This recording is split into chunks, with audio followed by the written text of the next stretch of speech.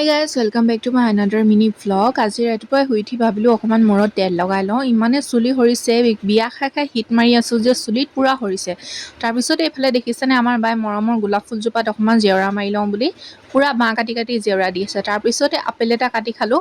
আজি ৰুটি ভাজি একোৱে নাখাওঁ, আজি জলপান হিচাপে মই আপেলটোকে খাম ভাবিলোঁ। তাৰপিছতে আমাৰ ফুলবিলাক দেখিছেনে, নাজানো কি হৈছে, পাতবিলাক ইমানেই মৰহি যায়, ইমান ধুনীয়াকৈ চাফা কৰি থওঁ হ'লেও ইমান লেতেৰা হয়। তাৰপিছতে দুপৰীয়া হ'লে ভাতকেইটা শান্তিকৈ খাই অকণমান দেৰি খোজকাঢ়িলোঁ। খোজ কাঢ়োঁতে আকৌ সন্ধিয়া হ'লে, সন্ধিয়া সময়ত অকণমান বাহিৰত ঘূৰি ভাল লাগে ন।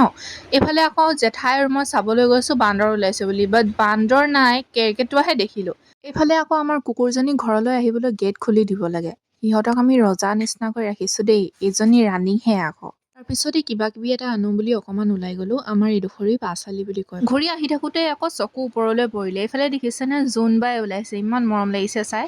গধূলি সময়ত আমাৰ পদূলি মুখৰ পৰিৱেশ এয়া, কুকুৰকেইটা যে থাকিবই চব ভিডিঅ'ত। তাৰপিছত এইখিনি আনিলোঁ খাবলৈ।